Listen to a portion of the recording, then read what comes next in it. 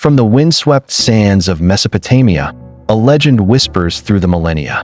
It speaks of a queen whose appetites were as vast as her empire, her beauty matched only by a chilling brutality. Deep within the heart of the world's most powerful city, this queen is said to have commanded 100 of her strongest, most handsome warriors to her royal chambers. They were promised a night of divine pleasure, an honor typically reserved for the gods themselves.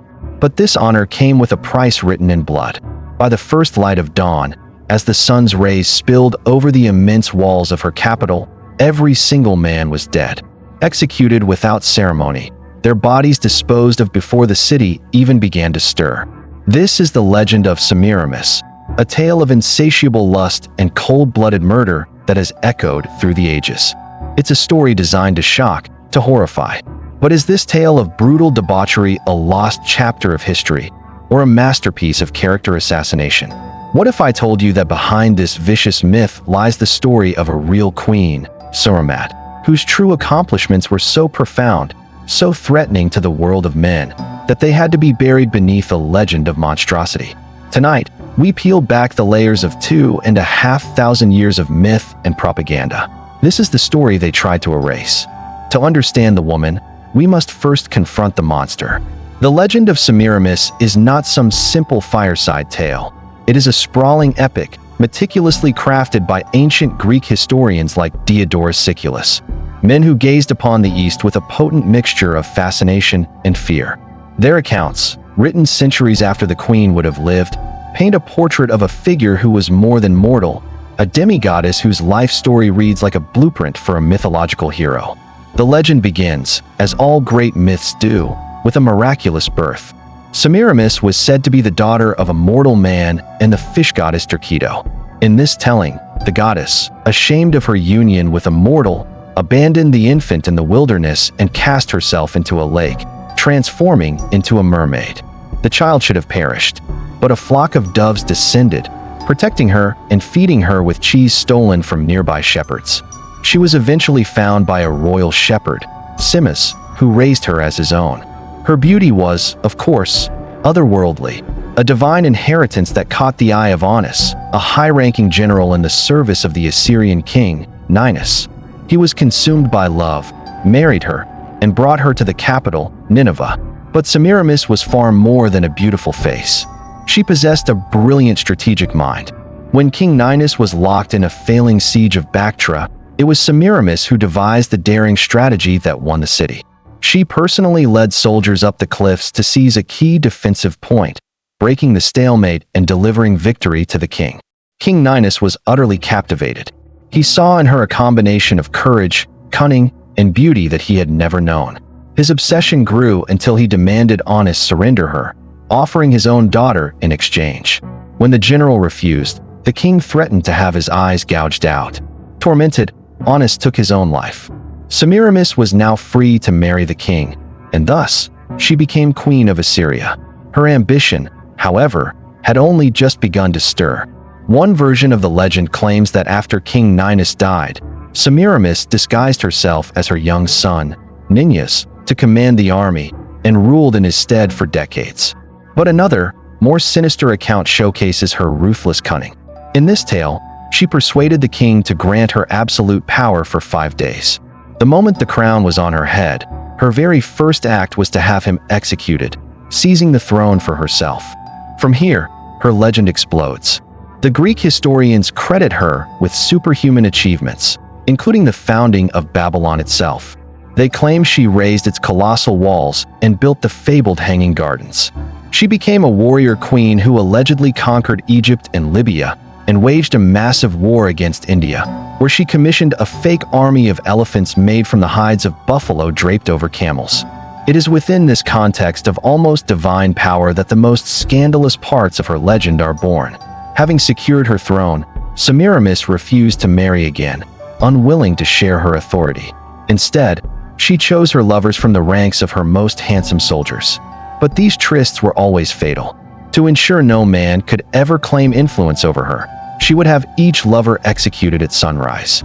This is the kernel of the story we began with, a tale that grew over centuries of retelling, each storyteller adding a more lurid detail, until it solidified into the infamous narrative of a queen whose sexual appetite was a literal death sentence.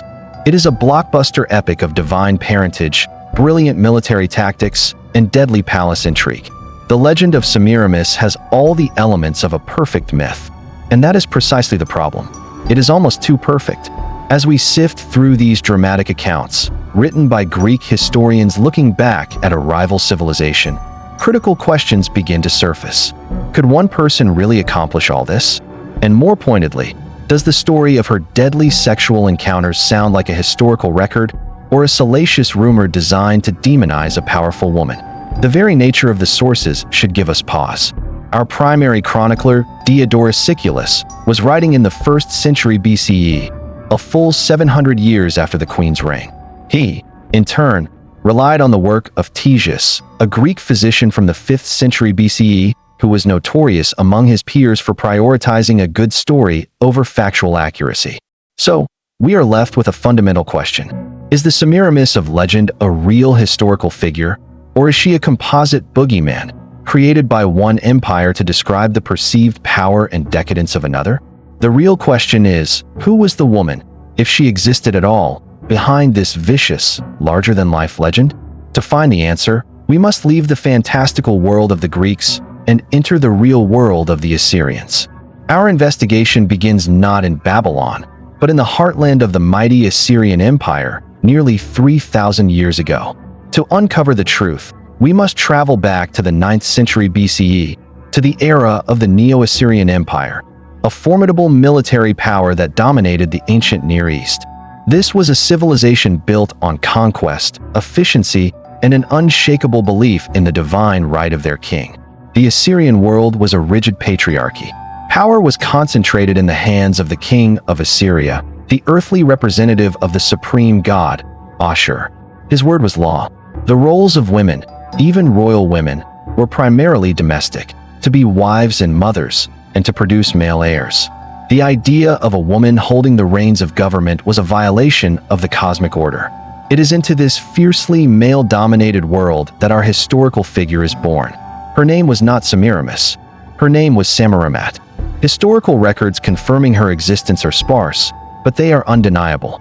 The most crucial piece of evidence is a stone obelisk found in the ancient city of Ashur. On this stele, her name is listed with a string of impressive titles: Stele of Semiramis, Queen of Shamshi-Adad, King of the Universe, King of Assyria, Mother of Adad-Nirari, King of the Universe, King of Assyria, Daughter-in-law of Shalmaneser, King of the 4 regions of the world. For a queen to have her own dedicatory stele was incredibly rare. It tells us she was a figure of immense prestige. Semiramis was the wife of King Shamshi-Adad, who ruled from 824 to 811 BCE. His reign was short and turbulent, spent stabilizing an empire rocked by a massive civil war. When he died in 811 BCE, he left behind their son, Adad-Nirari III, who was only a boy. In the brutal world of Assyrian politics, a child king was an open invitation for rebellion. The dynasty, and the empire itself, was at risk. This is the critical moment where history was made. In this crisis, an unprecedented event occurred. Samuramat stepped forward. Rather than allowing a male general to rule in her son's name, she took power herself. From approximately 811 to 806 BCE, Semiramis served as regent of the Assyrian Empire, holding the throne for her young son. In a society that had no place for female rulers, a woman took control of the most powerful empire on earth. She wasn't just influencing events from the shadows. She was the recognized authority. This was the real Semiramis, not a mythical femme fatale, but a shrewd and powerful political operator who shattered the expectations of her time. So, what did this remarkable woman actually accomplish? Stripping away the myths of building Babylon or conquering India, what were the real historical achievements of Queen Samuramat? While the official chronicles, written for kings, don't give her the same detailed treatment, we can piece together a compelling picture. Her most significant achievement was stability. She took power at a moment of profound weakness, and for 5 years, she held the empire together, ensuring a smooth transition of power and preventing its collapse. This alone was a monumental feat, but there is evidence to suggest she did more. The Patriarchal stele records that she accompanied her son on a military campaign against the city of Kuma. The very fact that a queen's presence on a military campaign was noted in an official inscription is highly significant. It suggests her role was more than ceremonial, and that she broke traditional gender roles to a degree that was unheard of for a woman of her time. Furthermore, her power was such that she was able to have her name immortalized on the Ashur stele, a testament to her pride and her understanding of legacy. By listing her connections to 3 generations of kings, she was cementing her own place within the royal dynasty, not as an accessory, but as a central pillar. When her son came of age, Semiramis appears to have done something just as remarkable as taking power. She gave it up, successfully transferring full authority to him. Even without the fantastical elements of the legend, the true story of Samuramat is astonishing. She was a political trailblazer, a stabilizing force, and a woman so famous in her own time that she was remembered for centuries. The real question is, how did this formidable regent become twisted into the legend of a murderous queen who slept with 100 men and executed them all? The story of how this powerful regent became a mythical femme fatale is a fascinating look into how history can be weaponized. If you find these deep dives into the stories they tried to erase compelling, consider subscribing to the channel. Drop your suggestions for other dark secrets from antiquity in the comments below, and don't forget to ring that notification bell so you never miss our latest investigations. Now, let's get back to the mystery. How did the real Samuramat become the mythical Semiramis? There is absolutely no historical evidence for the story that Samuramat, or any queen, slept with 100 men and had them executed. This tale is a complete fabrication. It is a myth. But myths are not born from nothing. The transformation of the historical Queen Samuramat into the legendary Semiramis is a classic case of history being distorted, and it reveals far more about the societies that told her story than it does about the queen herself. The primary architects of the legend were Greek historians. For the ancient Greeks, the empires of the East, like Assyria, were a source of deep fascination and anxiety. They were powerful, wealthy, but also decadent, despotic, and fundamentally other. When these writers looked back at Assyrian history, the story of a woman who had actually ruled the empire would have been both shocking and captivating. The historical Semiramis was a historical anomaly, so the Greek storytellers embellished. Her real achievements, stabilizing an empire, were not dramatic enough. The regent who secured her son's throne became the queen who founded Babylon. Her story was combined with legends of goddesses like Ishtar, blurring the line between woman and myth. But this amplification of her power came with a dark side. The same patriarchal anxieties that made a female ruler so shocking also made her a target for slander. A woman who wielded the power of a king was seen as unnatural. This kind of power in female hands was often interpreted through a lens of suspicion, and one of the most common ways to attack a powerful woman has always been to attack her sexuality. This is where the stories of her deadly promiscuity come from. It is a classic misogynistic trope. It exoticizes her as a figure of untamed, dangerous Eastern sensuality. But more importantly, it diminishes her political achievements. By focusing on her alleged sexual appetites, the legend recasts her from a shrewd political leader into a creature of lust. Her motivations are no longer about securing an empire. They are about satisfying a deadly desire. The story is a cautionary tale, a piece of propaganda reflecting a deep-seated fear of female autonomy. A queen who refuses to remarry and submit to a husband is a threat. Therefore, in the logic of the myth, her independence must be linked to monstrous behavior. The myth of Semiramis proved to have incredible staying power. Once forged by the Greeks, her legend took on a life of its own, becoming a stock character in Western culture. With the rise of Christianity, her image took its darkest turn.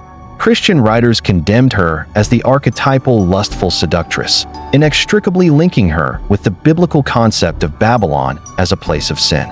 This was cemented by the great poet Dante Alighieri, who in the 14th century placed Semiramis in the second circle of hell, reserved for the lustful. Her inclusion in one of the foundational texts of Western literature ensured her reputation as a sinful figure would endure for centuries. During the Renaissance and the Enlightenment, her story became a popular subject for art, literature, and opera. Composers like Rossini and writers like Voltaire explored her myth, often portraying her as a complex, tragic figure. But the core elements of the legend, her ambition, her beauty, and her dangerous sexuality, remained. From a semi-divine Assyrian queen to a lustful sinner in hell, and from a tragic operatic heroine to the villain of a 19th century conspiracy theory, the legend of Semiramis has been constantly reinvented. She became a blank slate onto which different cultures projected their deepest anxieties about power, ambition, and the perceived dangers of female authority. We began with a sensational tale, a beautiful, brutal queen who lured 100 men to their deaths in a single night. A story of almost unimaginable cruelty. But as we have seen, this story is a phantom, a ghost created by centuries of rumor, exaggeration, and propaganda. The real woman, Samuramat, was no monster. She was one of the most remarkable political figures of the ancient world. In a time and place where women were afforded no official power, she ruled the mighty Assyrian Empire. Her real story is one of intelligence, strength, and an unprecedented grasp of power. The legend of Semiramis, therefore, tells us very little about the real queen, but it tells us a great deal about the people who came after her. It exposes a timeless patriarchal fear of female authority. The lurid tales were a tool used to demonize her power, to reduce a formidable ruler to a caricature of dangerous femininity. They were a way of saying that a woman with the power of a king must be monstrous. In the end, the most shocking part of the legend isn't the sex or the executions. It's how easily the memory of a real, powerful woman can be twisted, maligned, and ultimately buried under the weight of a vicious myth. The ghost of Semiramis has haunted history for 2,500 years, but it's the forgotten reality of Queen Samuramat that truly deserves to be remembered.